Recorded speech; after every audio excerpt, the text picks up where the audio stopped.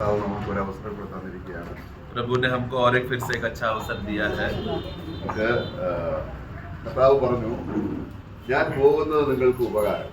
प्रभु ने कहा कि मैं अगर जाऊंगा तो तुमको फायदा होगा।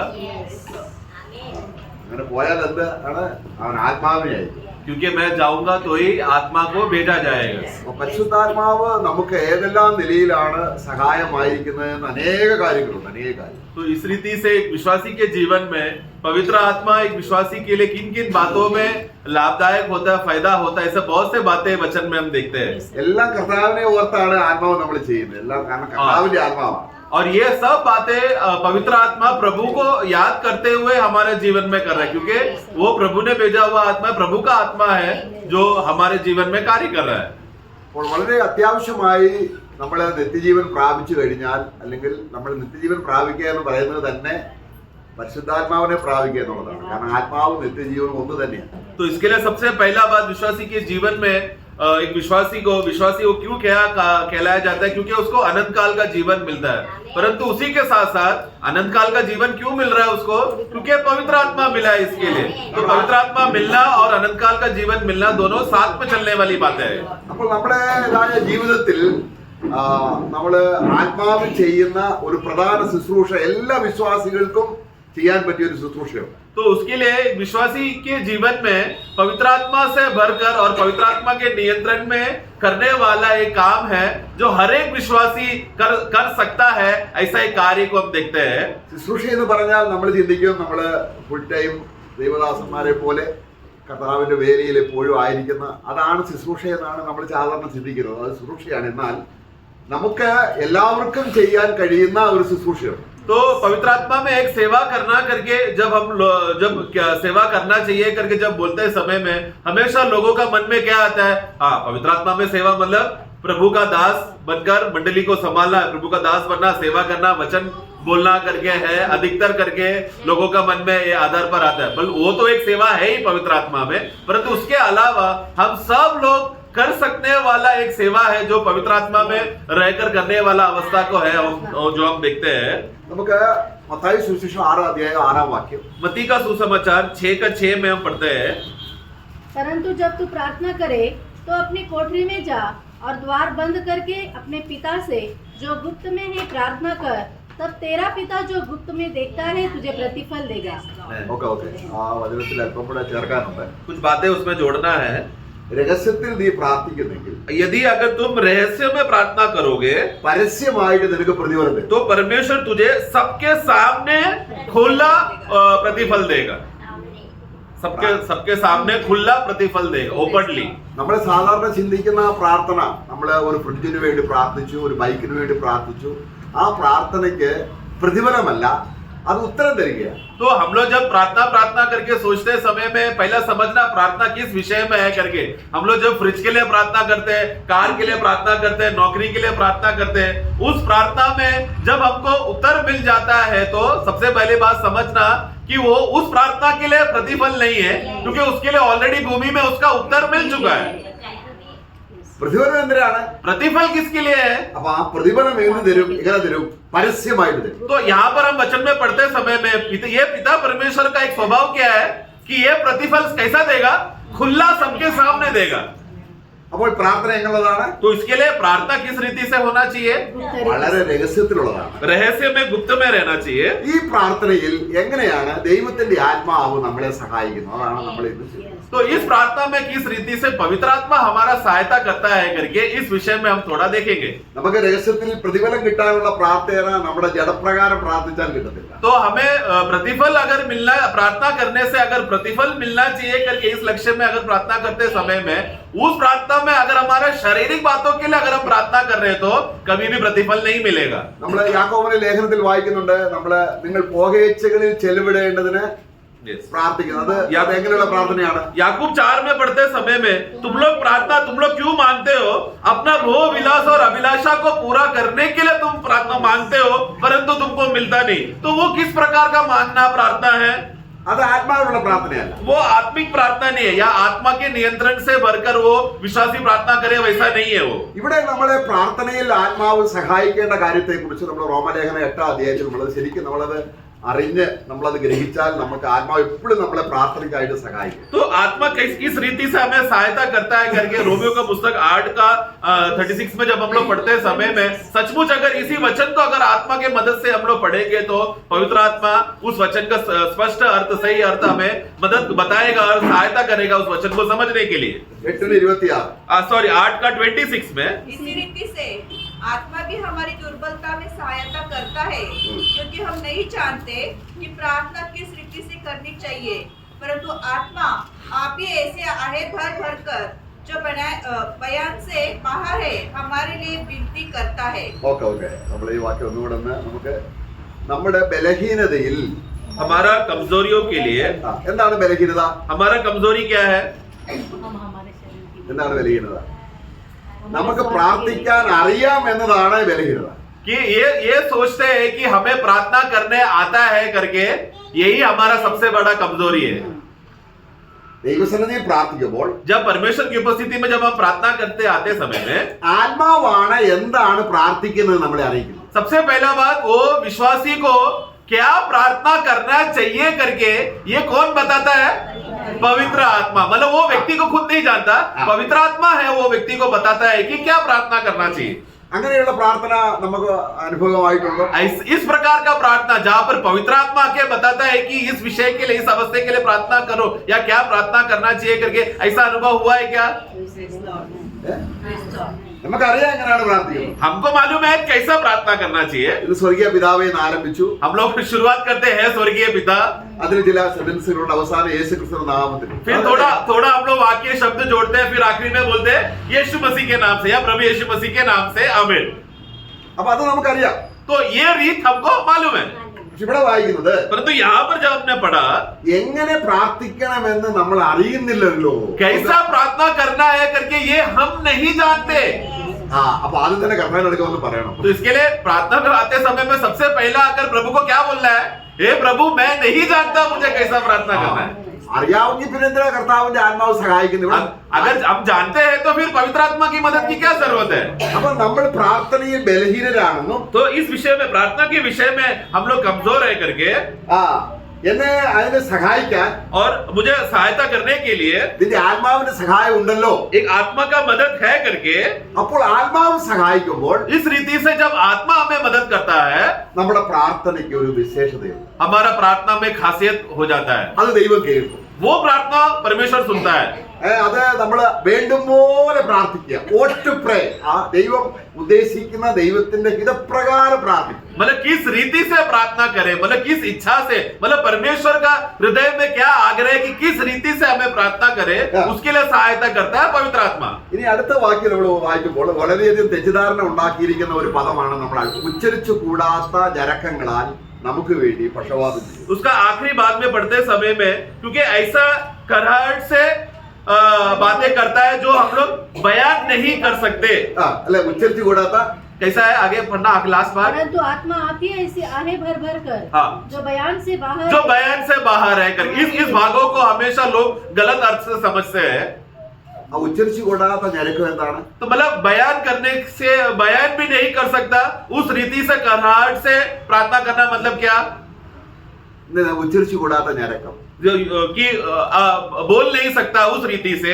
അപ്പൊ നമ്മൾ സാധാരണ അത് നമ്മൾ മനസ്സിലാക്കുന്നത് नॉर्मली उसको लोग ऐसा अर्थ से बताते हैं. നമ്മൾ ഭയങ്കര ഘട്ടങ്ങളിലും പ്രയാസങ്ങളിലും പോകുമ്പോൾ हम लोग जब बहुत ही कष्ट और तकलीफ और वेदना से जब हम गुजरते रहते समय में നമുക്ക് ഭയങ്കര ഗ്രോണിങ് तब एक रोने का जैसा आवाज अंदर से आता है. ഭയങ്കര ദുഃഖം, बहुत दुख और शोक से भरते समय में, ഭയങ്കര സങ്കടം, बहुत निराशा और दुख से हम लोग रोने आ जाते हैं.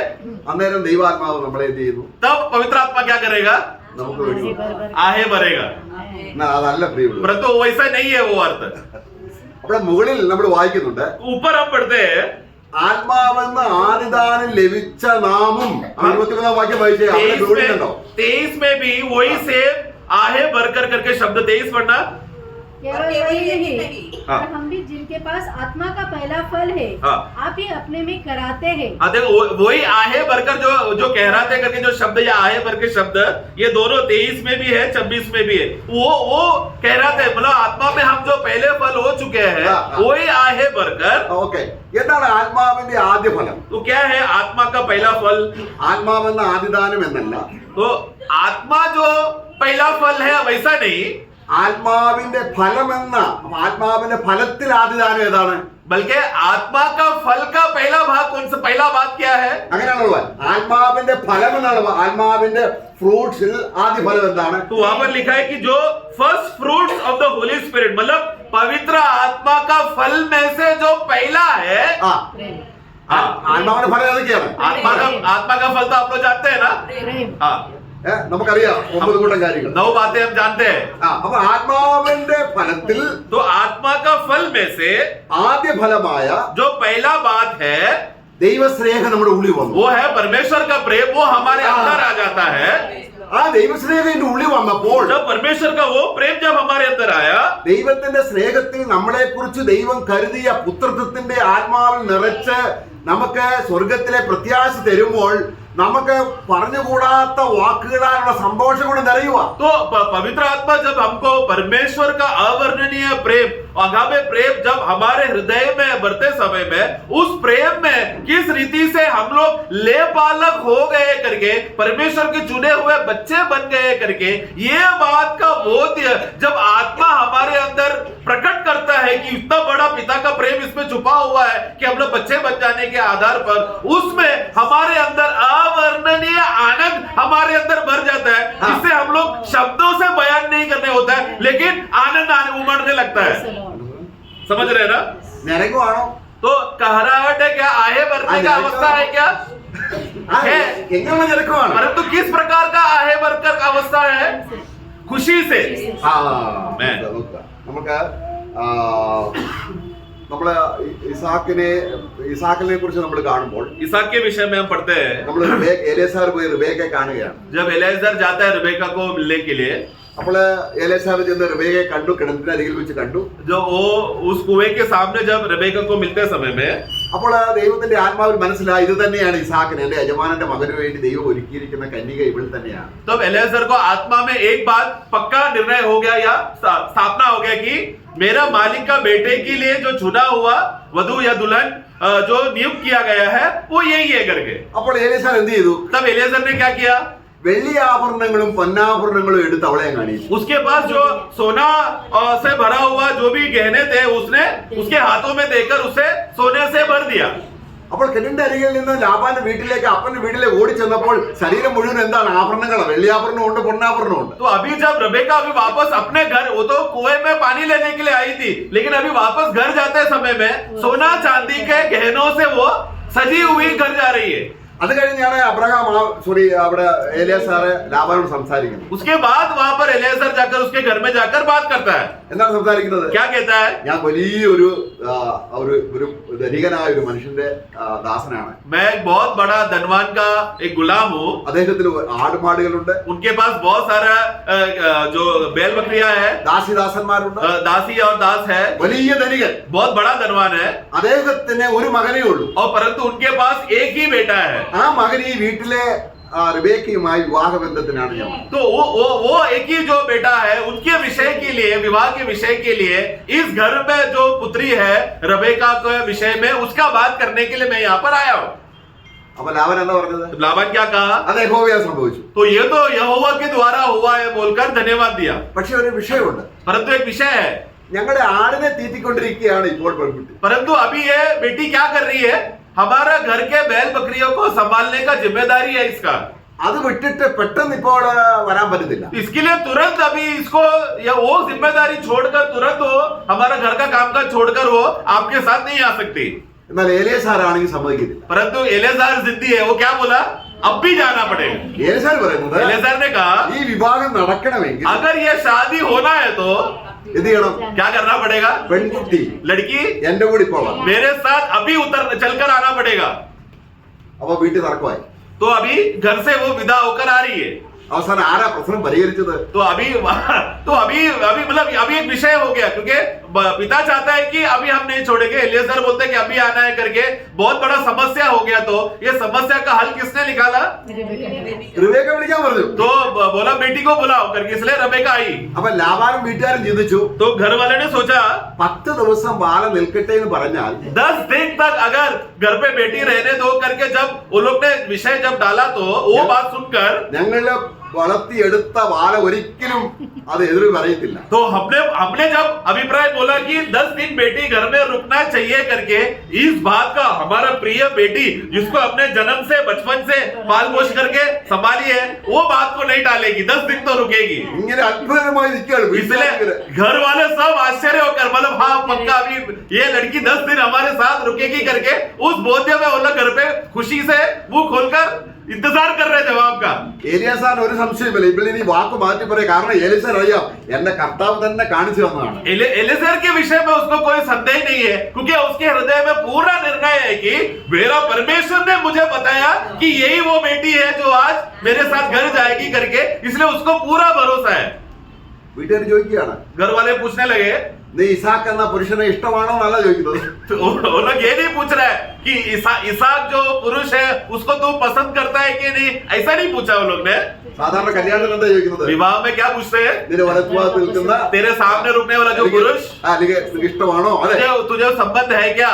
ഇത് അങ്ങനെയല്ല ചോദിക്കുന്നത്. ये इधर वैसा नहीं पूछा। ഈ പുരുഷന്റെ കൂടെ तुझे अभी ये पुरुष जो एलेजर है, इस पुरुष के साथ ഇപ്പോൾ പോകാൻ अब भी तू जाने के लिए സമ്മതമോ? तैयार है क्या?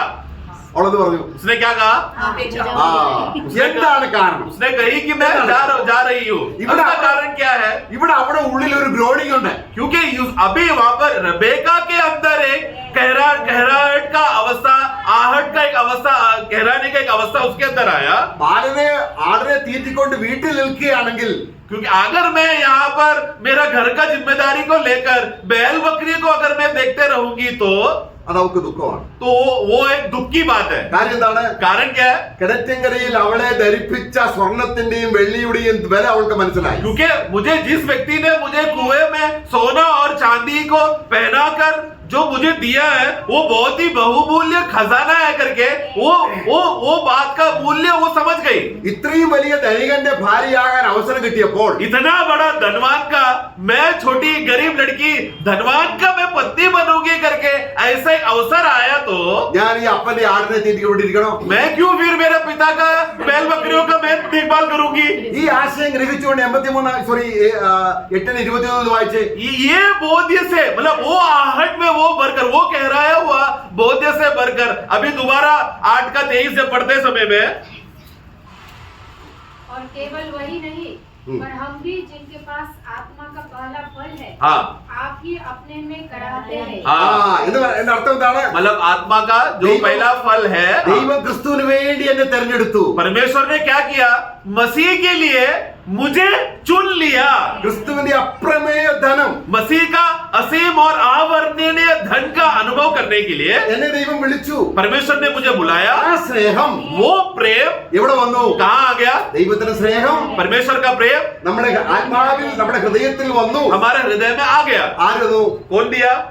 റോമലേഖനം 5:5 रोमियो 5:5 में हम क्या पढ़ते हैं?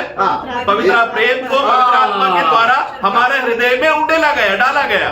അപ്പോൾ ആത്മാവിൽ പ്രാർത്ഥിക്കുക എന്ന് പറഞ്ഞാൽ എന്താണ് അർത്ഥം? इसलिए सबसे पहले बात, आत्मा में प्रार्थना करना, उसका मतलब क्या है प्रियो? ഈ ദൈവസ്നേഹം കൊണ്ട് ഞരക്കത്തിൽ നമ്മുടെ ദൈവസ്നേഹത്തിൽ അങ്ങ് നിറഞ്ഞ ആത്മാവിൽ നിറഞ്ഞു കഴിയുമ്പോൾ നമുക്കൊരു ഞരക്കമാണ് എങ്ങനെയെങ്കിലും ഈ കൂട് വിട്ടു പോകണം. तो मतलब आत्मा का वो पहला फल जो प्रेम है, जब पवित्र आत्मा हमें उस प्रेम से जब भर जाने के बाद हमारे अंदर एक बहुत बड़ा कहराने का अवस्था हो जाता है। वो क्या है? कैसे भी ये डेरा छोड़कर जिसने मुझे ये धन दे दिया है उसके पास जाओ। അല്ലേ? ऐसा हुआ क्या? ऐसे ही है ना? ഈ ആത്മാവ് നമ്മളെ സഹായിക്കുകയാണ്. यहाँ पर भी कौन हमारा सहायता करता है कि मैं किसके पास जाऊंगा? वो बोध्य देने के लिए पवित्र आत्मा मेरा सहायता करता है। आमेन। ജഡത്തിൽ പ്രാർത്ഥിച്ചാലോ? शरीर में अगर प्रार्थना किया तो ഇപ്പോഴൊന്നും എനിക്ക് കർത്താവ് വരണ്ട. प्रभु आप अब भी मत आओ, ഞങ്ങൾക്ക് കുറച്ച് പദ്ധതി ഇവിടെ ഉണ്ട്. मुझे थोड़ा मेरे धंधा का मुझे थोड़ा देखभाल, मुझे काम है, मुझे थोड़ा प्लान है मेरा, ഒരു 50 കൊല്ലം കഴിഞ്ഞ് വന്നാൽ മതി. कम से कम 50 साल के बाद आओ प्रभु। क्योंकि हम शरीर में प्रार्थना कर रहे हैं। അത് പ്രത്യാശയാണോ? तो वो आशा है क्या कि 50 साल के बाद आना बोला तो? അവിടെ എന്താ പറയുന്നത്? अभी हम यहाँ पर क्या पढ़े 23 में? അടുത്ത വാക്യം വായിക്കുകയാണ്. उसका अगला वाक्य में ഈ 24 में, പ്രത്യാശയാണല്ലോ നമ്മൾ രക്ഷപ്പെട്ടിരിക്കുന്നത്. इस आशा में तो हमारा उद्धार हुआ है। അപ്പോൾ ദൈവത്തിന്റെ സ്നേഹം, इसलिए परमेश्वर का प्रेम, നമ്മൾ ആത്മാവിന്റെ ഫലം നമ്മൾ വായിക്കുമ്പോൾ, जब आत्मा का फल के विषय में जब हम पढ़ते हैं, ആദ്യം തന്നെ ആത്മാവിൽ പ്രാപിക്കുമ്പോൾ 3 കാര്യങ്ങൾ നമ്മൾ ദൈവത്തിന് കൊടുക്കും. तो सबसे पहला आत्मा से जब एक भर जाता है या फिर एक विश्वासी को, पापी को जब आत्मा मिलकर उद्धार जब हो जाता है तो वो विश्वासी 3 बातें प्रभु को देता है। നമ്മള് കർത്താവിനെ കണ്ടുമുട്ടുന്നതിന് മുൻപ് जब हम लोग प्रभु को मिलने से पहले ദൈവത്തോട് സ്നേഹമില്ലാത്തവരായിരുന്നു. हम लोग परमेश्वर से हमें प्रेम रहित थे, हम लोग, നമുക്ക് ഒട്ടും സന്തോഷമില്ലാത്തവരായിരുന്നു. हमारे जीवन में कुछ भी आनंद नहीं था നമുക്ക് സമാധാനമില്ലാത്തവരായിരുന്നു. और हम लोग शांति नहीं था। എന്നാൽ കർത്താവിനെ കണ്ടുമുട്ടിയപ്പോൾ लेकिन प्रभु को जब मिल गया, मतलब हम लोग प्रभु को जब पा लिए उद्धार होने की वजह से, സ്നേഹ നിർഭയമായ ക്രിസ്തുവിന്റെ സ്നേഹം നമ്മുടെ ഉള്ളിലേക്ക് ആത്മാവ് കൊണ്ടുപോകും. एकदम प्रेम एकदम अद्भुत रीति से, बहुत बड़ा रीति से हमारे प्रेम, प्रभु का प्रेम हमारे अंदर आ गया। അപ്പം ആത്മാവിന്റെ ഫലം ആദ്യം എന്താണ്? तो सबसे पहला आत्मा का फल का पहला भाग क्या हो गया? സ്നേഹം. प्रेम। ആരോട്? किसकी ओर? ദൈവത്തോട്. परमेश्वर की ओर। സന്തോഷം. उसके बाद आनंद। ആരോട്? किसकी ओर? ദൈവത്തോട്. परमेश्वर की ओर। സമാധാനം. शांति। ആരോട്? किसकी ओर? प्रभु की ओर। परमेश्वर की ओर। हमें ആത്മാവ് സഹായിച്ചാൽ ഉണ്ടാകുന്ന ये आत्मा अगर हमें मदद किया तो परमेश्वर की ओर ये 3 भाग हमें, वो परमेश्वर की ओर होने वाला अवस्था है, हमारा भावना है जो परमेश्वर की ओर होता है। ആത്മാവിന്റെ ഫലത്തെ 3ആയി തരംതിരിച്ചൊരു ദൈവദാസൻ പറഞ്ഞിട്ടുണ്ട്. एक प्रभु का दास ने आत्मा का फल को 3 भागों में विभाजन किया, उन 9 बातों को। അവിടെ ആദ്യത്തെ 3 കാര്യം ദൈവത്തോടാണ്. पहला 3 बातें परमेश्वर की ओर, ദീർഘക്ഷമ, ദയ, പരോപകാരം. उसके बाद दीर्घ क्षमा, ദീർഘക്ഷമ, ദയ, दया और परोपकार। അതാരോടാണ്? वो किसके നമ്മുടെ अधीन? സഹജീവികളോട്. वो दूसरा 3 भाग किसके लिए है? हमारे सह भाइयों के साथ है। വിശ്വസ്തത, സൗമ്യത, ഇന്ദ്രിയ നമ്മളിൽ തന്നെ, നമ്മളോട് തന്നെ നമുക്കുണ്ടാകണം, നമ്മളിൽ ഉണ്ടാകുന്ന ഒരു യാഗതയാണ്. विश्वास, योग्यता, नम्रता और संयम, ये हमारे अंदर होने वाली बात है। അപ്പൊ ആത്മാവെന്ന ആദ്യ ഫലം, तो आत्मा का जो पहला फल का जो पहला भाग, അത് നമ്മൾ ദൈവസന്നിധിയിൽ ദൈവവുമായിട്ട് കോണ്ടാക്ട് ചെയ്യുമ്പോൾ, ആത്മാവിൽ പ്രാർത്ഥിക്കുമ്പോൾ ആദ്യം വരുന്നത് ദൈവത്തോട് ഭയങ്കര സ്നേഹം. इसलिए वो विश्वासी जब प्रभु के साथ संसर्ग करता है, पहला संगति का जब पहला अनुभव होकर प्रार्थना में जब वो प्रभु की उपस्थिति में आता है तो सबसे पहला फीलिंग, सबसे पहला भावना जो व्यक्ति को परमेश्वर की ओर होता है वो है प्रेम। അവരുടെ ഹൃദയം ഉടങ്ങി വരേണ്ടിയിരിക്കേണ്ട ആവശ്യമില്ല. अभी उसका हृदय जो एक समय में सूखा हुआ, मुरझाया हुआ अवस्था था, अभी वैसा नहीं है। ഇപ്പൊ എന്താണ്? अभी क्या हो गया? प्रेम से भर गया। प्रेम से। आमेन। ദൈവത്തിന്റെ സ്നേഹം, परमेश्वर का प्रेम से वो भी वो भर गया। അല്ലേ? ആത്മാവിൽ പ്രാർത്ഥിക്കുമ്പോൾ എങ്ങനെയാണ് സംഭവിക്കുന്നത്? इसलिए प्रियो, जब आत्मा में प्रार्थना करते समय में वो कैसा अनुभव है? ആത്മാവ് ഈ രീതിയിൽ അല്ല സഹായിക്കുന്നതെങ്കിൽ, इस रीति से अगर आत्मा आपका मदद नहीं कर रहा है तो നമ്മുടെ ജാതികൾ പ്രാർത്ഥിക്കുന്നവർ പ്രാർത്ഥിക്കും. फिर हम लोग अन्य जाति के समान प्रार्थना कर रहे हैं। हम लोग എന്താ നമ്മൾ പ്രാർത്ഥിക്കുന്നത്? कैसा प्रार्थना करते हैं लोग? എന്തെങ്കിലും തായോ തായോ തായോ. हे परमेश्वर, हे ईश्वर, हमें कुछ दो दो दो। എന്നാൽ ആത്മാവിൽ പ്രാർത്ഥിക്കുമ്പോൾ, लेकिन आत्मा में प्रार्थना करने वाला व्यक्ति, തന്നതിന് സ്തോത്രം, आपने मुझे दे दिया, इतना बड़ा उपकार आपने मेरे ऊपर किया, ओ प्रभु धन्यवाद। ഓ നിത്യജീവൻ തന്നു, आपने मुझे अनंत काल का जीवन दिया, പുത്രനെ തന്നു, पुत्र दिया, സ്നേഹം തന്നു, प्रेम दिया, സമാധാനം തന്നു. शांति दिया। ഓ എത്ര ലിസ്റ്റാണ് അങ്ങോട്ട് कितना बड़ा लिस्ट है ना प्रियो। वचन पढ़ते समय में आत्मा वचन हमको बताता है कि ये सब हमको दिया दिया मिला। Praise the Lord. मैं ഇങ്ങനെ ആത്മാവ് പ്രാർത്ഥിക്കുമ്പോൾ इस रीति से आत्मा में प्रार्थना करते समय में, മറ്റുള്ളവരോട് ഇടപെടാനുള്ള ദീർഘക്ഷമ, ദയ, പരോപകാരം നമ്മൾ इसी समय में आत्मा में जब हम लोग भरकर प्रभु के साथ उस प्रार्थना में जब हम आनंद अनुभव करते समय में भाइयों के साथ हमें धीरज से रहने के लिए, परोपकार और कैसा सौम्य का स्वभाव जब रहना चाहिए भाइयों के साथ लेन देन बातों में करने के लिए, वो पवित्र आत्मा हमारे अंदर उत्पन्न करके भाइयों के साथ शांति पूर्वक प्रेम में और आनंद से सहयोग के साथ बने रहने के लिए एक अवस्था हमारे अंदर उत्पन्न करता है। അങ്ങനെ ആത്മാവ് നമ്മുടെ ഉള്ളിൽ വരുമ്പോൾ, इस रीति से आत्मा जब हमारे अंदर आता है, നമ്മൾ വിലയ്ക്ക് വാങ്ങപ്പെട്ടവരാണ്. हम लोग मूल दाम लेकर खरीदे हुए लोग हैं। ഗലാത്യ ലേഖനം 4-ാം അധ്യായത്തിന്റെ 4 മുതൽ 7 വരെ വാക്യങ്ങൾ വായിക്കുമ്പോൾ നമുക്ക് അറിയാവുന്ന കാര്യങ്ങളാണ്. हमें मालूम है ये वाक्य, गलतियों का पुस्तक 4 का 4 से 7 जब पढ़ते समय में वहां पर हम देखते हैं वो बातों को। ആ, परंतु जब समय पूरा हुआ हाँ। तो परमेश्वर ने अपने पुत्र को भेजा जो स्त्री से जन्मा और व्यवस्था के अधीन उत्पन्न हुआ, ताकि व्यवस्था के अधीनों को मोल लेकर छुड़ा ले हाँ। और हमको लेपालक होने का पद मिले। और तुम जो पुत्र हो, इसलिए परमेश्वर ने अपने पुत्र की आत्मा को, जो हे अब्बा हे पिता कहकर पुकारता है, हाँ। हमारे हृदयों में भेजा है। हाँ। इसलिए तू अब दास नहीं परंतु पुत्र है। हाँ। और जब पुत्र हुआ तो परमेश्वर के द्वारा वारिस भी ഓ എന്തെല്ലാം കാര്യങ്ങളാണ് അല്ലേ देखो कितने कितने बातें हैं आत्मा मिलने की वजह से हुआ है ना। നമ്മള് ആരാണിപ്പോൾ अभी हम लोग कौन है? ദൈവത്തിന്റെ മകനാണ് परमेश्वर के संतान हो गए। ദാസത്തിൽ നമ്മളെ വിലയ്ക്കുവാൻ हमें दासत्व से हमें मूल दाम देकर खरीद कर हमें उस दासत्व से छुड़ाया। ഇപ്പോൾ നമ്മൾ ദൈവത്തെ വിളിക്കുന്ന ദൈവം എന്നല്ല, अभी हम लोग परमेश्वर को परमेश्वर करके नहीं पुकारता, അബ്ബാ പിതാവേ। बल्कि हे अब्बा हे पिता करके बुलाते हैं। ഓ നമുക്കൊരു പിതാവുണ്ടെന്നുള്ളത് എത്ര ഭയങ്കര കാര്യമാണ്। ये हमको एक पिता है करके जानना ही कितना बड़ा अद्भुत बात है। അപ്പൊ പിതാവിനോട് സംസാരിക്കുന്നതാണ്, പുത്രമുഖാന്തരം സംസാരിക്കുന്നതാണ്, ആത്മാവ് സംസാരിക്കുന്നതാണ് പ്രാർത്ഥന. तो पुत्र के द्वारा पवित्र आत्मा के मदद से इस पिता की ओर से बात करना ही को कहते हैं प्रार्थना। പ്രാർത്ഥന എന്താണ്? प्रार्थना क्या है? ദൈവത്തോടുള്ള परमेश्वर की ओर या पिता की ओर हम जो बात करते हैं, സംഭാഷിക്കുന്നതാണ്, हम लोग बात करना, वार्तालाप करना, സ്നേഹത്തിനുള്ള കൂട്ടായ്മയാണ്. प्रेम का जो संगति है पिता के साथ वो है। ഞങ്ങളുടെ കൂട്ടായ്മയോ പിതാവിനോടും हमारा जो संगति है पिता പുത്രനോടുമാകുന്നു. और उसके पुत्र के साथ है।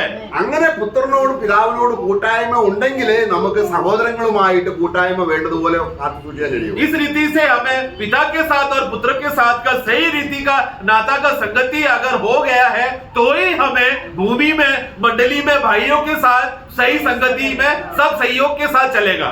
അപ്പോൾ ഉച്ചരിച്ചു കൂടാത്ത ഞരക്കം എന്താണ്? तो फिर आप बोल भी नहीं सकता या वर्णन भी नहीं करने वाला जो आहट है वो क्या है?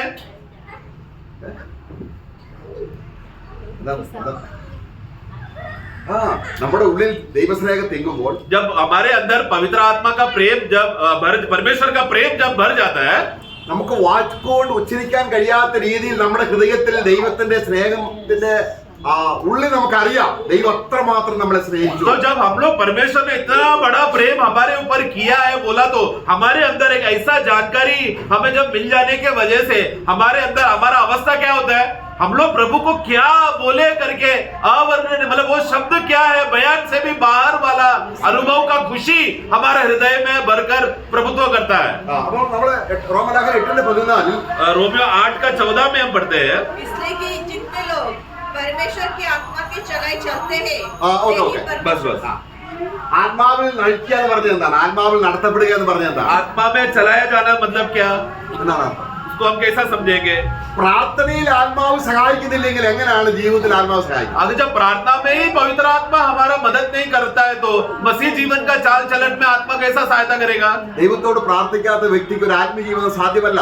जो व्यक्ति प्रभु के साथ उपस्थिति में प्रार्थना नहीं करता वो आत्मिक जीवन नहीं जी सकता। പ്രാർത്ഥിക്കുക എന്ന് പറഞ്ഞാൽ ആത്മാവിനാൽ സഹായിക്കപ്പെടണം. പ്രാർത്ഥനയ്ക്ക് प्रार्थना में आत्मा मदद करना मतलब क्या? मुझे प्रार्थना करने के लिए आत्मा का मदद चाहिए।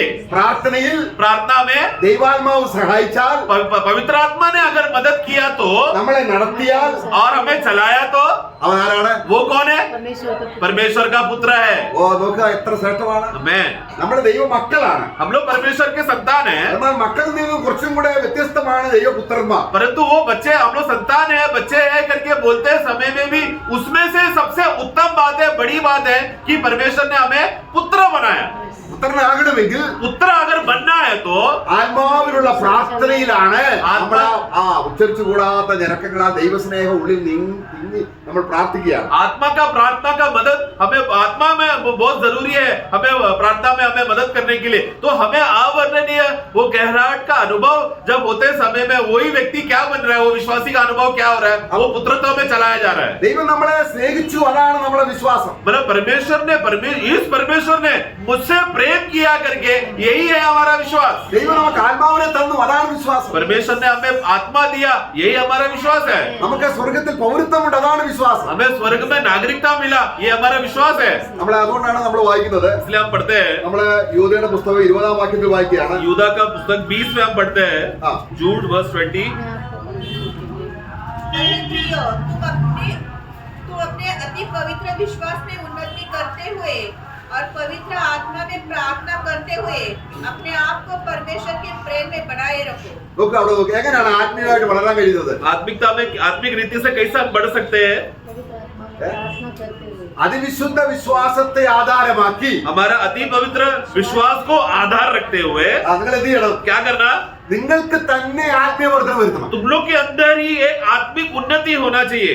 ആത്മീയവർദ്ധനം എങ്ങനെയാണ്? आत्मिक उन्नति कैसा होगा? എങ്ങനെയാണ് ആത്മീയമായിട്ട് നമ്മൾ ഉന്നതി പ്രാപിക്കുന്നത്? आत्मिक रीति से उन्नति कैसा होता है? ആത്മാവിൽ പ്രാർത്ഥിക്കുമ്പോൾ जब एक व्यक्ति आत्मा में प्रार्थना करता है, നമ്മൾ നേരത്തെ ചിന്തിച്ച വിഷയങ്ങളെ കുറിച്ച് സ്വർഗത്തിൽ എനിക്ക് പൗരത്വമുണ്ട്, എനിക്ക് പ്രത്യാശയുണ്ട്, കർത്താവ് വരുന്നു എന്നെ കൊണ്ടുപോകുന്നു, ഇങ്ങനെ ദൈവസ്നേഹം കൊണ്ടും പ്രത്യാശ കൊണ്ടും നിറയുമ്പോൾ നമ്മൾ ആത്മാവിൽ ബലപ്പെട്ട് നമ്മൾ ആത്മീയ അഭിവൃദ്ധി പ്രാപിക്കും. तो मतलब आत्मिकता में बढ़ना मतलब क्या, या आत्मिक हो जाना मतलब क्या? प्रभु ने मेरे लिए क्या क्या किया और स्वर्ग में मेरे लिए क्या क्या संभाल कर रखा है और क्या क्या है करके, मतलब उनका प्रेम को जानना, मुझे नागरिकता दिया, मुझे स्वर्ग में धन मिरास दिया है, और उतना ही नहीं, अभी वापस मुझे लेने आ रहा है, मैं स्वर्ग में जाऊंगा, प्रभु के साथ रहूंगा। इस रीति से आशा में हम लोग बढ़ते बढ़ते बढ़ते हमारा वास्तव में क्या हो रहा है? उस पवित्र आत्मा में, उस आत्मिकता में हम लोग, हमारा आत्मिक उन्नति हो रहा है।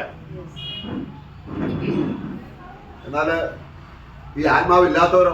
परंतु जिसमें आत्मा नहीं है, നമ്മൾ അവിടെ ആ യൂദയുടെ ലേഖനത്തിൽ വായിക്കുകയാണ്, उसी यूदा के पुस्तक में हम पढ़ते हैं, പ്രാർത്ഥന ഇല്ലാത്തവരാരാണ്? मतलब जो प्रार्थना जो नहीं करते उनका अवस्था क्या है? ആ ആത്മീയ സന്തോഷം ഇല്ലാത്തവര്, जिनके अंदर आत्मिक आनंद नहीं है, ക്രിസ്തുവിന്റെ ആത്മാവിൽ നടക്കാത്തവർ, പ്രാർത്ഥിക്കാത്തവർ, जो प्रभु का आत्मा में नहीं चलते, प्रार्थना में आत्मा में प्रार्थना नहीं प्रार्थना करते। അവിടെ മുകളിൽ പറയുന്നുണ്ട് അതിന്റെ 19-ാം വാക്യത്തിൽ 19 में ये और वे हैं जो फूट डालते हैं, हाँ। ये शारीरिक लोग हैं हाँ। जिनमें आत्मा नहीं। ആ അവർ ആരെ കുറിച്ചാ?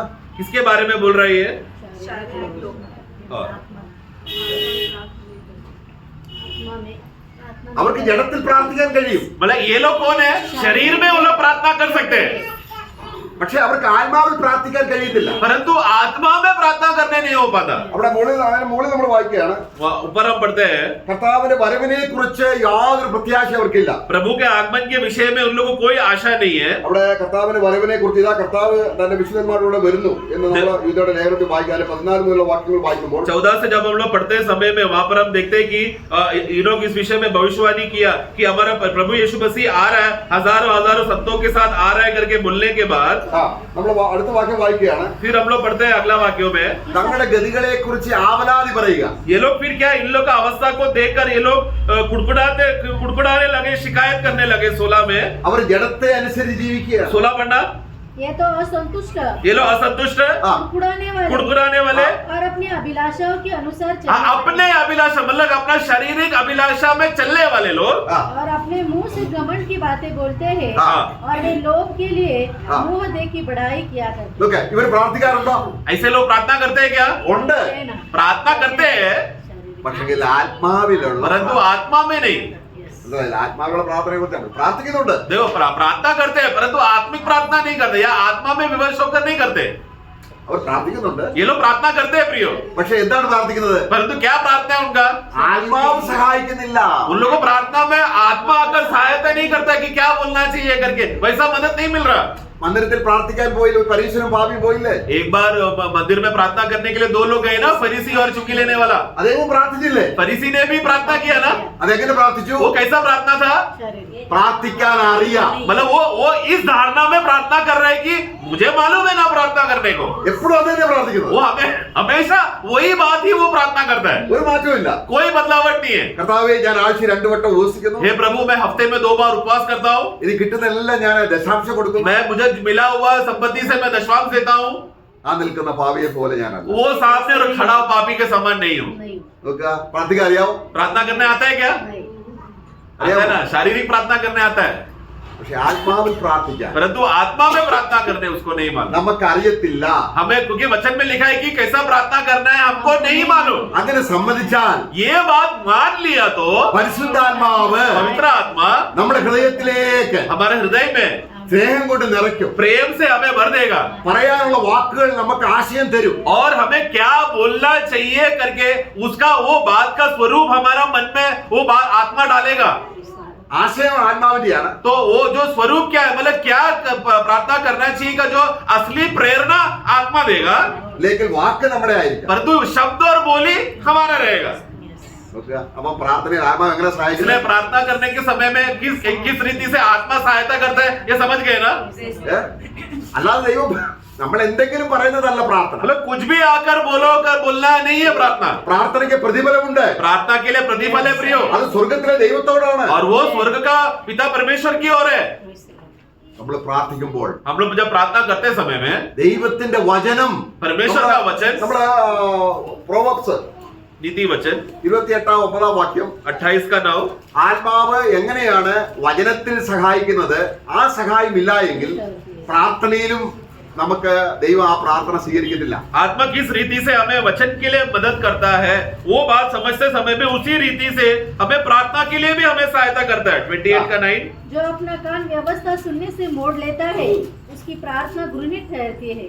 ആരുടെ പ്രാർത്ഥനയാണ് ദൈവം സ്വീകരിക്കാത്തത്? किसका प्रार्थना परमेश्वर घृणित करता है या सुनता भी नहीं? अपने कान मोड़ लेता है. हाँ, जो वचन के लिए अपना कान मोड़ लेता है, ദൈവവചനം ശ്രദ്ധിക്കാതെ मतलब परमेश्वर का वचन में ध्यान नहीं देता. ദൈവത്തിന് നമ്മളോട് സംസാരിക്കാനുള്ളത് നമുക്ക് കേൾക്കാൻ താല്പര്യമില്ല. यानी कि क्या मतलब प्रभु का वचन के लिए कान नहीं देना, मतलब क्या प्रभु हमसे कुछ बोलना चाहता है और वो बात सुनने के लिए जब हमें दिलचस्पी नहीं है तो നോക്കണം, ദൈവം എങ്ങനെ എത്ര നല്ലവനാണെന്നറിയാമോ? देखो हमारा प्रभु कितना भला है प्रियो.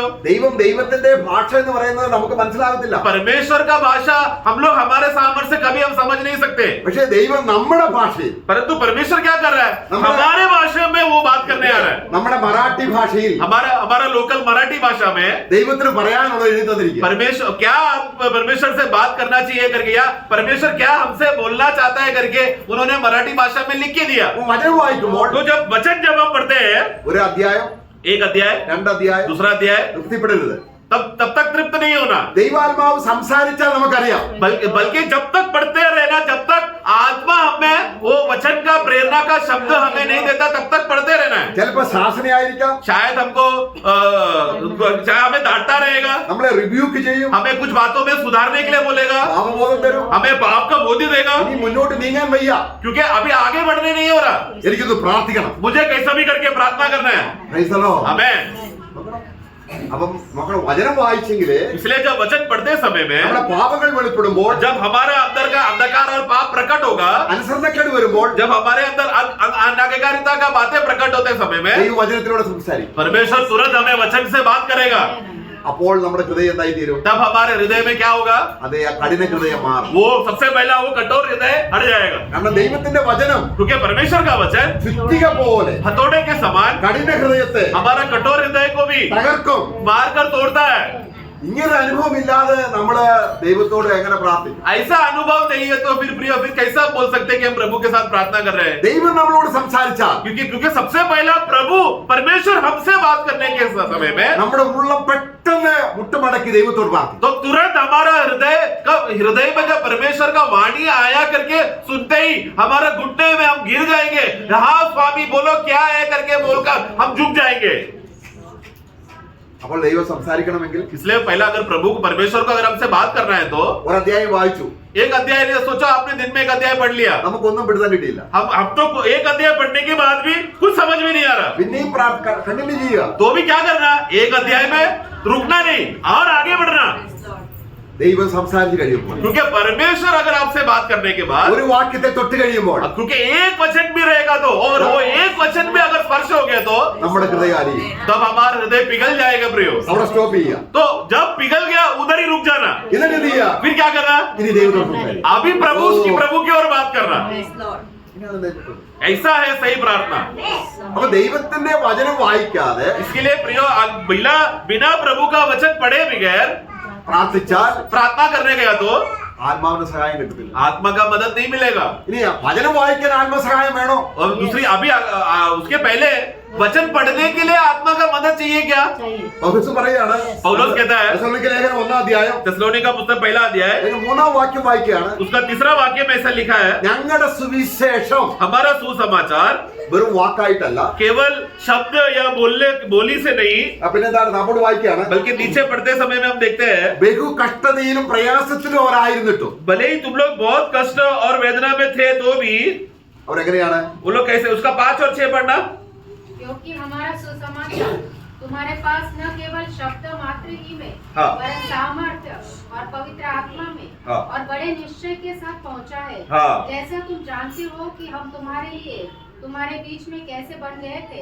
ओके तुम बड़े ഓക്കെ अब पॉइंट समझ गया ना, 5 में लिखा है वो എന്താണ് कि केवल वाक्य का शब्दों से नहीं नहीं वो नहीं हुआ सुसमाचार, ആ പിന്നെ എങ്ങനെയാണ് बल्कि कैसा सामर्थ और पवित्र आत्मा बड़े निश्चय और बड़े निश्चय के साथ पहुंचा। വചനം എങ്ങനെയാണ് वचन कैसा आता है प्रियो? वचन का रीति किस रीति से है समझना प्रियो?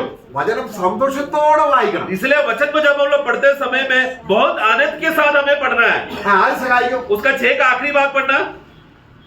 और तुम लोगों ने पवित्र तुम बड़े आत्मा क्ले हाँ पवित्र आत्मा के आनंद के साथ तो तुम लोग ने पवित्र आत्मा के आनंद के साथ वचन को मानकर वचन को मान लिया। देखो तो वचन को कैसा हमें स्वीकार रहे हैं? बहुत आनंद से, पवित्र आत्मा के आनंद से हम स्वीकार रहे हैं। നമ്മള് നല്ല ബിരിയാണി കഴിക്കുകയാണ് सोचो कि हम लोग अच्छा बिरयानी खाने जा रहे हैं। നമ്മൾ എങ്ങനെ കഴിക്കും ദുഃഖത്തോടെയൊക്കെയാണ് നിരാശയോടാണോ कोई भी दुखी होकर बिरयानी खाएगा क्या? അല്ലേ കാണുമ്പോ തന്നെ നമ്മുടെ വായു വെള്ളം നിറയില്ലേ बिरयानी को देख लिया तो ही मुंह में पानी आ जाता है। ആഹാരം കഴിക്കാൻ ഒരു സന്തോഷമുണ്ട് मतलब अब जब आपको सामान्य रीति से खाना खाने के लिए एक आनंद रहता है प्रियो, അതിനേക്കാൾ സന്തോഷമാണ് വചനം വായിക്കാൻ ആത്മാവ് हमें उससे भी ज्यादा आनंद होना चाहिए वचन पढ़ने के लिए। കാര്യം എന്താണ് कारण क्या है? ആത്മാവിൽ വായിക്കാനും ആത്മാവിൽ പ്രാർത്ഥിക്കാനും അറിയാവുന്നവർക്കാണ് मैन വചനം അത്ര സന്തോഷം തരുന്നത് कि पता है प्रियो किन लोगों को वचन पढ़ने के लिए बिरयानी से भी ज्यादा आनंद मिलेगा? जिसको आत्मा के नियंत्रण में, आत्मा का बातों को सुनने के लिए, आत्मा में प्रार्थना करने के लिए, आत्मा में वचन पढ़ने के लिए जिसको वो लत लग गया, वो खुशी मिल गया, उन्हीं लोगों को ही वो वचन पढ़ने के लिए हमेशा आनंद रहेगा। ആദിമ നൂറ്റാണ്ടിലെ സഭ കൂടി വന്നപ്പോൾ जब पहला सप्ताह में फर्स्ट सेंचुरी के प्रिय लोग जब इकट्ठे होते समय में അവർ ഹൃദയ പരിമാർത്ഥതയോടെ ആത്മാവിന്റെ സന്തോഷത്തോടെ ആഹാരം കഴിച്ചതാണ് वो लोग उधर हम पढ़ते हैं कि हृदय का आनंद से एक होकर वो लोग भोजन किया करके हम पढ़ते हैं।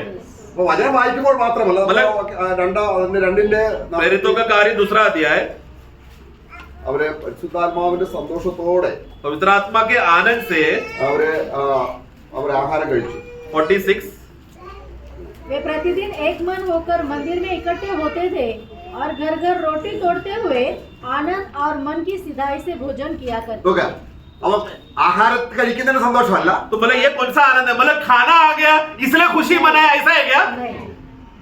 ആത്മാവിന്റെ സന്തോഷത്തോടെ ആഹാരം കഴിച്ചു मतलब ये कौन सा आनंद है प्रियो? आत्मा का आनंद जब वो लोग में थे, उसी आनंद में रहते साथ साथ वो लोग ने क्या किया? खाना भी खाया। मतलब खाना आनंद मिलने के लिए खाना खाया वैसा नहीं, आनंद भी था।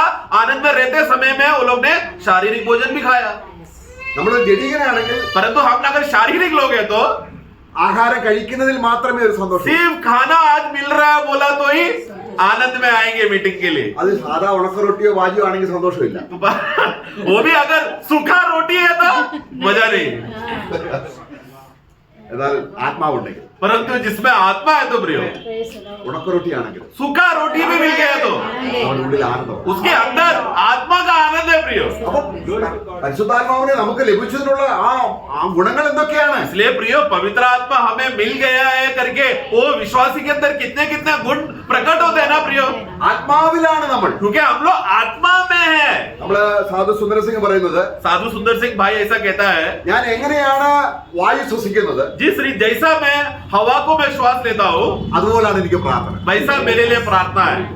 ശ്വാസമാണ് मतलब मेरे लिए एक श्वास है प्रार्थना, ആത്മാവിനുള്ള ശ്വാസമാണ് वो आत्मा का श्वास है प्रार्थना। അവർ പ്രാർത്ഥിക്കാതിരിക്കാൻ പറ്റില്ല मतलब बिना प्रार्थना करे वो रह नहीं सकता। എത്ര ഭയങ്കര അനുഗ്രഹിക്കപ്പെട്ട ഒരു ജീവിതമാണ് ആത്മാവ് സഹായിക്കുന്നത് इसलिए प्रियो वो विश्वासी के लिए कितना आनंदित और धन्य बात है अगर उसको प्रार्थना में आत्मा सहायता कर रहा है तो।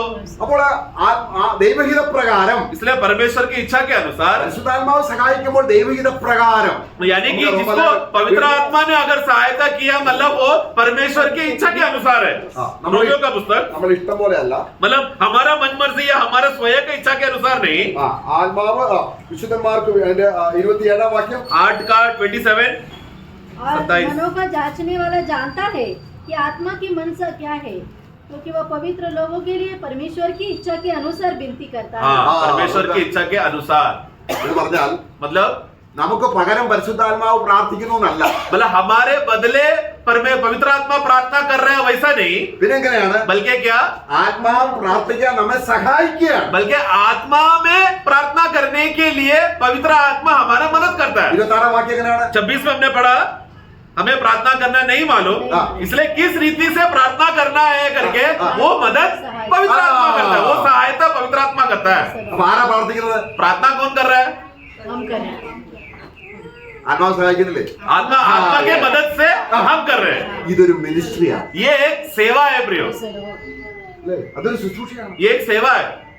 അങ്ങനെ ആത്മാവ് സഹായിക്കുമ്പോൾ इस रीति से पवित्र आत्मा जब सहायता करता है, നമ്മൾ ചിലപ്പോ അങ്ങ് സമയം പോകും.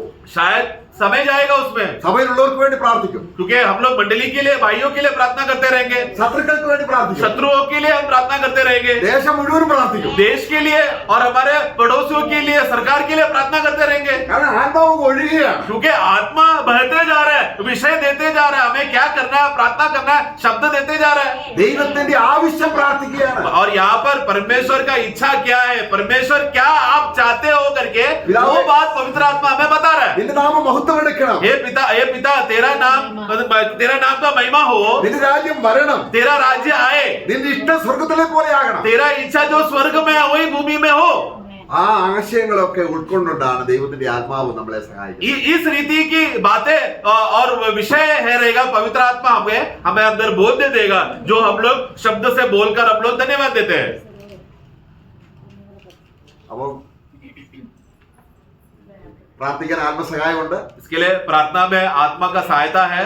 പിന്നെ നമുക്ക് ഇതുണ്ട്, और क्या है? വചനം വായിക്കാൻ. वचन पढ़ने के लिए भी पवित्र आत्मा का सहायता है। ആ, അപ്പോൾ നമ്മൾ പ്രാർത്ഥിക്കാൻ നമ്മൾ തുടങ്ങുമ്പോൾ इसलिए जब हम लोग प्रार्थना करने जब शुरू करेंगे, നമ്മള് 39 സങ്കീർത്തനം 39 भजन संगीता, നമ്മൾ പ്രാർത്ഥിച്ച് തുടങ്ങേണ്ടത് ആത്മാവിൽ നമുക്ക് ആകാനുള്ള ഒരു അവസ്ഥയെ കുറിച്ച് അവിടെ പറയുകയാണ്. എപ്പോഴും നമുക്ക് ആ അങ്ങനെയുള്ള ഒരു സംഗതി കിട്ടണമെന്നില്ല. हमें प्रार्थना में किस रीति से हम लोग आत्मा में हमें आत्मा का शुरुआत मिलना चाहिए करके उस विषय में बोला गया है, क्योंकि हम लोग हमेशा जरूरी नहीं है कि हर बार प्रार्थना करेगा तो आत्मा का शुरुआत सही होगा करके, ऐसा जरूरी नहीं है। അതുകൊണ്ട് 39 സങ്കീർത്തനം അതിന് 2ാം വാക്യം വായിക്കുമ്പോൾ इसलिए 39 भजन संगीता का 2 में जब हम पढ़ते समय में, मैं मौन धारण कर गूंगा बन गया हाँ। और भलाई की ओर से भी चुप्पी साधे रहा और मेरी पीड़ा बढ़ गई। ഇവിടെ ഒരു കാര്യം നമ്മൾ ശ്രദ്ധിക്കണം. यहाँ पर एक बात को ध्यान देना, നമ്മൾ അല്പസമയം മൗനമായിരിക്കുക. जब मैं मौन धारण करूंगा, यानी कि मैं थोड़ा समय के लिए प्रार्थना में आते समय में सबसे पहला थोड़ी देर शांत रहना, എന്നിട്ട് എന്തെങ്കിലും എർത്തലി തിങ്സിനെ ഞാൻ ഗണ്യമാക്കത്തില്ല. അവിടെ और मेरे लिए जो भलाई था वो उसका बी पार्ट पढ़ना, और भलाई की ओर से भी चुप्पी साधे भलाई की ओर के लिए मैं चुप रहा, मतलब क्या, मेरे लिए भूमि में से जो भी भलाई की बातें आ रहा था उस सबको मैंने क्या किया, मैं चुप रहा, उसको मैंने फायदा नहीं लिया, क्योंकि मैं मौन रह रहा हूं। मेरे को जो भी लाभ आ रहा था संसार का शारीरिक रीति से, उसको भी मैंने अपनाया नहीं।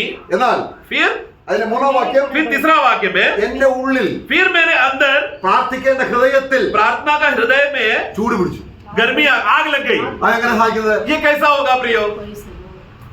ആത്മാവെന്ന ആദ്യ ഫലം, क्योंकि आत्मा का जो पहला फल ദൈവത്തിന്റെ സ്നേഹം यानी कि परमेश्वर का प्रेम, ഹൃദയത്തിൽ വ്യാപരിക്കുമ്പോൾ जब प्रेम हमारे हृदय में कार्य करने लगा तो നാം നാവെടുത്ത് സംസാരിക്കുന്നു. तब हमारा होठ, जब आग लग गया तो क्या हो गया, मेरा होठ लेकर मैंने बोलने शुरू किया 3 का आखिरी में। ആത്മാവിൽ ആരംഭമായി. तो मतलब क्या हो गया, अभी आत्मा में आरंभ हो गया, शुरू हो गया।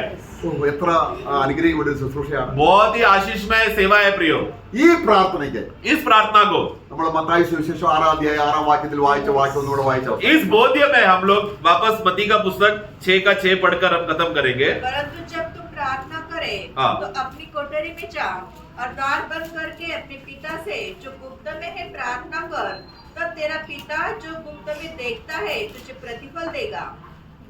मैं പരസ്യമായിട്ട് പ്രതിഫലം തരുന്നതാണ് കേട്ടോ. मतलब वहां पर प्रतिफल देगा, मतलब सबके सामने खुल्लम खुल्ला तुमको प्रतिफल देगा। അപ്പം നമുക്ക് ആർക്കെങ്കിലും പ്രതിഫലം കിട്ടാതെ പോകുന്നു? तो ऐसा है क्या किसी को जो स्वर्ग में जाने के बाद हमको प्रतिफल नहीं मिलेगा? ആത്മാവിൽ എന്ത് ചെയ്താലും प्रियो, आत्मा में जो भी कुछ किया सबका प्रतिफल उस सबका प्रतिफल है। हमें ജഡത്തിൽ എന്ത് ചെയ്തോ और അത് പ്രതിഫലം കൊടുക്കും. शरीर में जो भी कुछ किया, जो भी प्रतिफल मिल रहा था वो भी जल जाएगा। അപ്പൊ ആത്മാവിനെ നമുക്ക് തന്നതിലുള്ള അനുഗ്രഹങ്ങൾ എന്തെല്ലാമാണ്? इसलिए प्रियो, आत्मा में हमको मिलने वाला जो लाभ और आशीष की बातें, कितना अनगिनत बातें हैं, गिन नहीं सकते हम। നമുക്ക് ഈ കർത്താവിനെ നന്ദിയോടെ സ്തോത്രം ചെയ്യാം. इसलिए आओ प्रियो, इस महान पिता परमेश्वर को हम लोग पूर्ण हृदय से हम धन्यवाद करें। അവൻ കാൽവരി ക്രൂശിൽ നമ്മുടെ പാപങ്ങൾക്ക് വേണ്ടി മരിച്ച് പഴയ മനുഷ്യനെ ക്രൂശിച്ചു. ആ ക്രൂശിച്ചതിന്റെ അടിസ്ഥാനത്തിലാണ് അവൻ നമുക്ക് ആത്മാവിനെ തന്നത്. അതുകൊണ്ടാണ് നമ്മൾ റോമലേഖനം 8-ാം അധ്യായത്തിന്റെ 12-ാം വാക്യത്തിൽ വായിക്കുന്നത്, क्योंकि यीशु നിങ്ങൾ ഇനി ജഡത്തിന് കടക്കാരാകരുത്. Amen. क्योंकि यीशु मसीह ने जब क्रूस पर वो मरते समय में हमारा पुराना मनुष्य को वो लेकर, जिसकी वजह से हमारे अंदर जो पाप को प्रेरणा देने का जो सामर्थ था, वो पुराना मनुष्य को लेकर प्रभु यीशु मसीह क्रूस पर मर गया। जिसकी वजह से रोमियो 8 में हम पढ़ते हैं कि क्योंकि वो पुराना मनुष्य के लिए वो मर गया है, जिसकी वजह से अभी हम लोग पाप के लिए कर्जदार नहीं है, എന്നല്ലേ നിങ്ങൾ ആത്മാവിനാൽ, बल्कि अभी आत्मा में ശരീരത്തിന്റെ പ്രവൃത്തി, ജഡത്തിന്റെ പ്രവൃത്തികളെ हमारा जो शारीरिक कार्यों को मारकर നാം ആത്മാവ് സഹായിക്കുകയാണ് നമ്മളെ. तो उसके लिए क्या कर रहा है? पवित्र आत्मा हमें सहायता कर रहा है। ആ ജഡമനുഷ്യനെ, वो शारीरिक प्रकृति को, ദൈവത്തിന് ഇഷ്ടമില്ലാത്ത കാര്യങ്ങൾ പ്രാർത്ഥിക്കുന്ന പഴയ മനുഷ്യനെ, मतलब हमारे अंदर जो पुराना मनुष्य का स्वभाव था ना, जो शारीरिक रीति से प्रार्थना करता है, वो प्रार्थना करेगा तो परमेश्वर को घृणा होता है, परमेश्वर को पसंद नहीं। वो स्वभाव को, वो मनुष्य को क्रूस में खत्म करके നമ്മൾ എന്ത് ചെയ്യാണ്? फिर हमें क्या कर रहा है? ആത്മാവ് പ്രാർത്ഥിക്കാൻ നടത്തുകയാണ് നമ്മൾ. आत्मा में प्रार्थना करने के लिए हमें चला रहा है। നിങ്ങൾ ജീവിക്കും. फिर तुम जियोगे।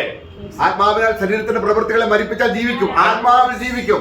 यदि तुम आत्मा के मदद से तुम्हारे शारीरिक कार्यों के लिए अगर उसको खत्म कर दिया, क्रूसित कर दिया, तो फिर तुम जीवित रहोगे। तुम फिर आत्मा में जी रहे हो। ആത്മാവിൽ ജീവിക്കുമ്പോൾ എന്തുണ്ട്? आत्मा में जिएंगे तो क्या होगा? പ്രാർത്ഥനയാണ്. प्रार्थना है। എപ്പോഴും പ്രാർത്ഥിക്കും. हमेशा हर पल में प्रार्थना रहेगा। നമ്മൾ എഫേസ്യ ലേഖനത്തിൽ അത് വായിക്കുന്നുണ്ട്. एफेसियों में हम पढ़ते हैं प्रियो। നമ്മളെ പ്രിയമുള്ളവരെ, നമുക്ക് കർത്താവ് ഈ ആത്മാവിനെ തന്നതിനായി സ്തോത്രം. इसलिए प्रियो, हम लोग उस महान प्रभु को हम लोग धन्यवाद देते रहे जिन्होंने हमें आत्मा दिया। പ്രതിഫലം കിട്ടുന്ന പ്രാർത്ഥന, मतलब ऐसा प्रार्थना हमें करना है जिसमें हमको प्रतिफल मिलेगा। ആത്മാവിൽ നടത്തുന്ന പ്രാർത്ഥന, ऐसा प्रार्थना रहना चाहिए जो हमें आत्मा में चलाया जा रहा है। മധ്യസ്ഥ ചെയ്യുന്ന പ്രാർത്ഥന. हमारा ऐसा प्रार्थना हो जो मध्यस्थी करता हो। നമുക്ക് ആ ഒരു ശുശ്രൂഷ നമ്മളെ ഏൽപ്പിച്ചിരിക്കും. वो सेवा, प्रार्थना का ये सेवा का जिम्मेदारी हमें दिया गया है। നമുക്ക് എല്ലാവർക്കും ചെയ്യാം. ये हम सब कर सकते हैं प्रियो। അത് ചെയ്യാതിരിക്കുന്ന എത്ര ദോഷമാണ്. तो वो जो नहीं कर रहा है, उसके जीवन में कितना बड़ा हानि उठा रहा हो। പ്രാർത്ഥിക്കാത്തവർ ആരാണ്? प्रार्थना, कौन प्रार्थना नहीं करता? അവൻ ആത്മാവില്ലാത്തവനാണ്. जिसके पास आत्मा नहीं। ക്രിസ്തുവിന്റെ ആത്മാവില്ലാത്തവൻ അവനുള്ളവനല്ല. जो जिसके अंदर प्रभु का आत्मा नहीं, वो उसका नहीं। ആത്മാവുണ്ടോ? परंतु जो उसमें आत्मा है, അവൻ പ്രാർത്ഥിച്ചിരിക്കും. वो प्रार्थना करेगा। ആത്മാവുണ്ടോ? आत्मा रहेगा तो അവൻ വചനം वो വായിച്ചിരിക്കും. वचन पढ़ेगा। ഓ, എത്ര ശ്രേഷ്ഠമാണ്. कितना श्रेष्ठ बात है। കർത്താവ് അതിനായി നമ്മളെ ഒരുക്കട്ടെ. इसके लिए, इस विषय के लिए प्रभु हम सबको चलाए, तैयार करें। आमीन।